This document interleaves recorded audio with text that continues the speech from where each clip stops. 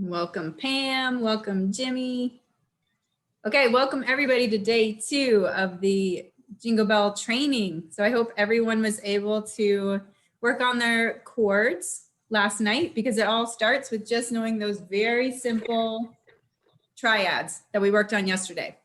So just to recap, the whole first phrase, all you're playing is the C major, the 1 chord. The second phrase, you're going to do the F chord, C chord, D major, and then G major. So that's one where you have to turn up your brain juice a little bit and think a little harder. Third phrase, super easy. C chords again, so you can relax a little there. Final phrase, again, you have to think just a little bit. It's very similar to phrase 2. You've got the F chord, C chord, and then you have the G chord and the C chord, a little 5-1 at the end. So let's do it very simply, just with, and the reason I want to do it so simply is because I want you to be super clear on just those simple triads and being able to do it in a very basic, simple way. Okay, so we're going to play it together just with whole notes and root position triads. If you're very comfortable with it, feel free to embellish it more. And if everyone could be on mute, that would be great. I think everybody is muted. All right, so we'll take it nice and slow. 1, 2, here we go.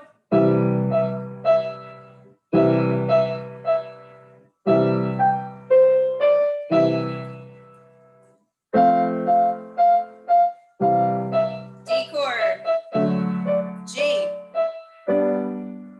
C,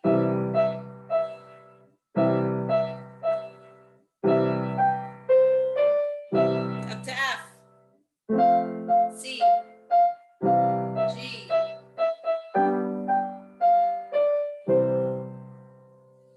So again, you want to have all of that memorized, have it just very second nature, very easy.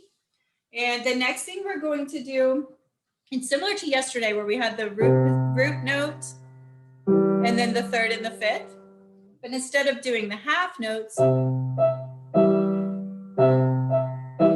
we are going to play quarter notes. So it's going to be the root note and then the third and the fifth for the rest of the quarter notes. So it's root, third, and fifth.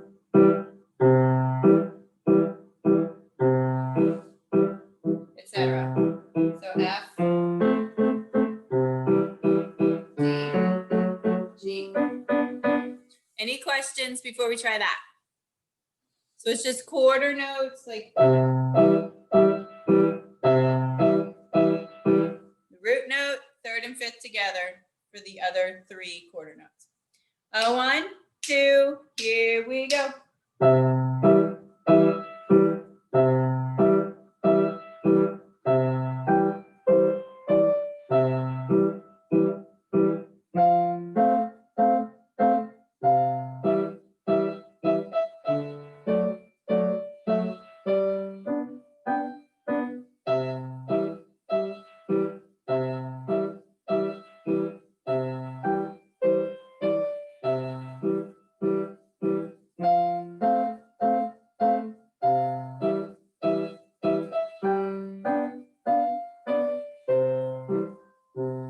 You want to end on the C instead of, because then it won't sound as final if you don't end it on the C. Okay, so today we're going to do a bit of a stride pattern. So instead of just staying there, if you are able, you go down to the fifth. So it's the root note, the third and fifth, down to the fifth, back to the third and fifth. Root, third and fifth, fifth, third and fifth. And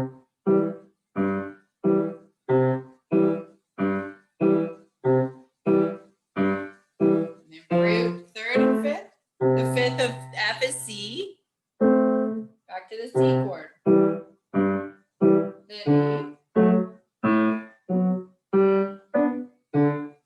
So it's a great way to work on your the dominants of each chord, the 5 of each chord.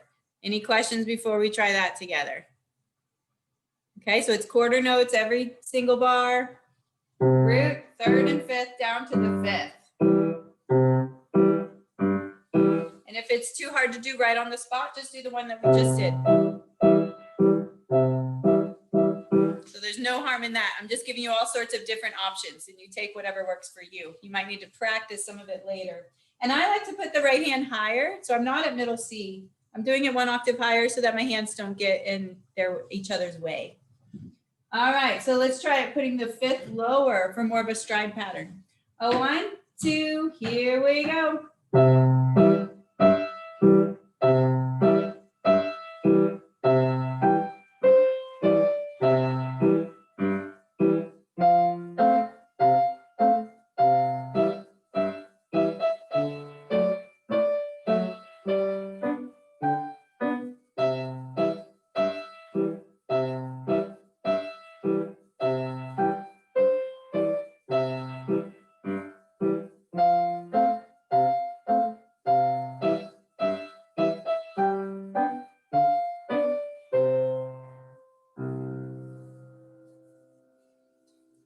Thumbs up if you're able to do that. Yay, sort of. Some people might need a little practice on it, and that's very normal and fine. So you'll have this replay, and you can work on it more if you need. Okay, the next thing we're going to do is add in a couple of these 7ths. So the 7ths just give it a little more flavor. So if you see at the end of the first phrase, we have a 1 chord that has a 7. So we're going to use the B flat, the minor 7. And we're going to leave out the G.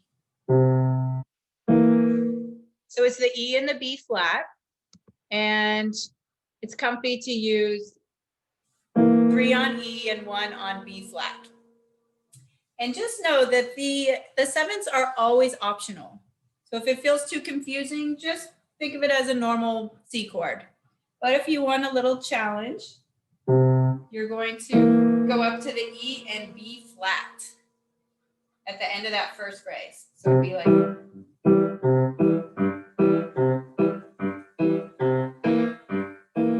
you can even stay at the C if you don't want to hop all the way down to the G.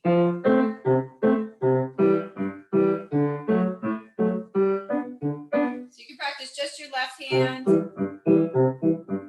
Here it is again on the 3rd phrase, the E and B flat. If you want to add it at the end, you can put the 7th would be the F on that 5 chord. And the 3rd finger plays B. We're going to leave out the D. And your thumb plays the F. And then you can use some nice voice leading and resolve those notes inward to C and E at the very end. So let's try the exact same thing. And if you want, add in some of those 7ths. There's only 3 in there. And I forgot to write it in at the very end of the 3rd phrase on that 1 chord. There should be a 7 there. It shows on the C7, but it doesn't show on the 1. So at the end of the 3rd phrase, you can put in the 7th. All right, let's try it. 1, 2, here we go. 7.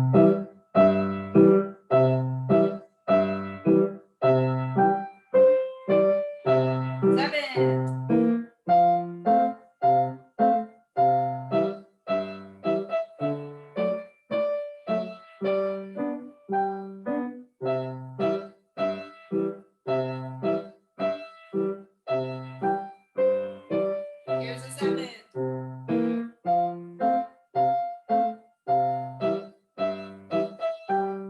Here it is. A low C is always nice to do there. Okay, let's add in some slide notes. So before the E, if you add in a little E flat with your 2nd finger, wherever you feel like. So you don't have to do it every time. You can play with the rhythm. Here's one.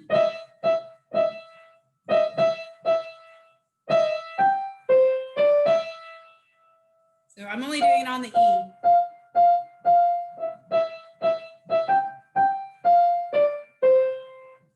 Okay, so let's try that. Just use your second finger on E flat, and it's like a little slide note. And if you want, you can play around with the rhythm of the melody. Just kind of use your ear and see what comes out. And let's try some of the slides. 1, 2, here we go.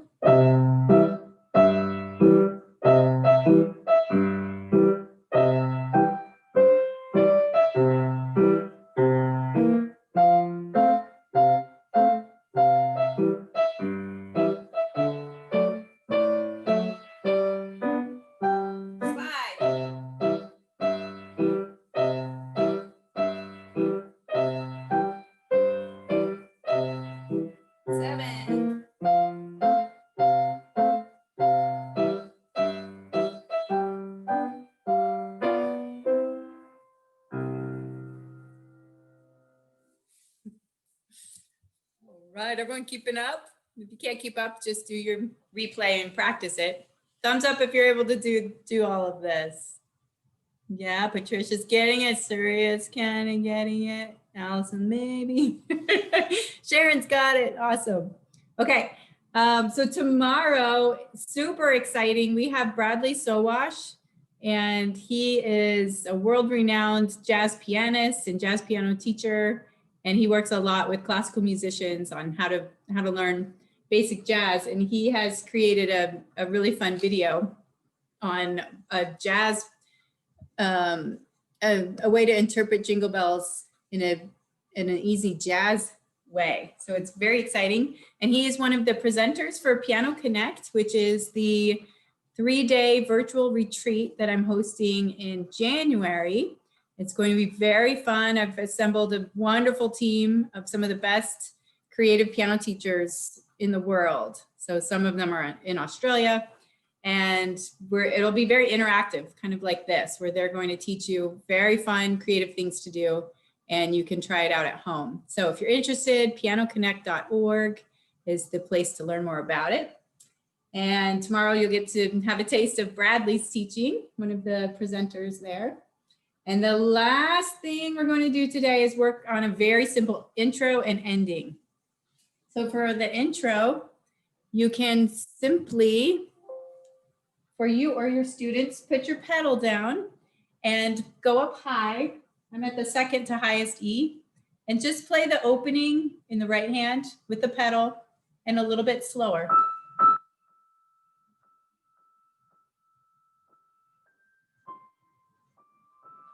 That's a beautiful, simple ending, intro.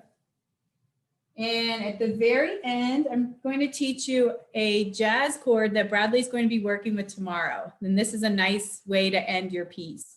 So all you do is you play a first inversion C major chord. So we're going to have E, G, C. And we're going to add a little flavor in there with the A. So that's a C6 chord. Okay, so it's just a C first inversion with an A in there. And it gives you that really nice jazz sound. And then your left hand, you can just play a C. So let's end with the whole piece. We're going to start with the introduction with that little pedal. And then just do whichever rendition you're comfortable with. Maybe you want to do all of it with the slides and the sevenths. Maybe you're still at the very first phase and you just want to do block chords. Whatever works for you is fine. And then we're going to end on that fun C6 chord. Okay, so let's try the whole piece. 1, 2, introduction.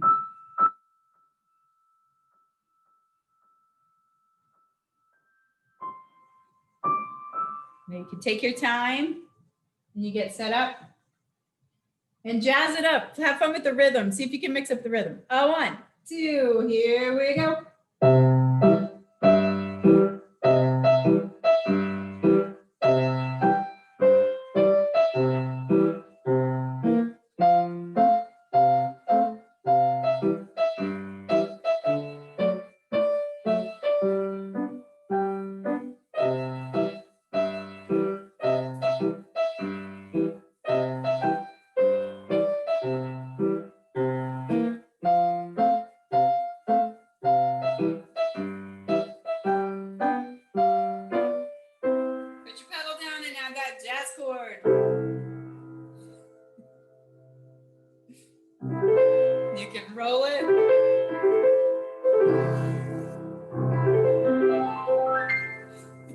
You can walk it up the keys. All right, I did that in 18 minutes. Woo, you guys did awesome. Any questions? You can get off mute if anyone wants to say anything. It's always so funny with all the mutes. I can see your faces, but I hope that was fun. I hope that was helpful. And I hope you come back tomorrow with Bradley. This was really fun.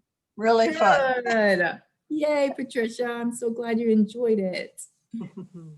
Yeah, I really enjoyed that. It was super. Thank you. Good. Something I'm Yes, not familiar with, so it was great. Thank you. You're very welcome. Where are you coming from? From Scotland. Wow, amazing. I love how people can come from all over the world. That's so exciting.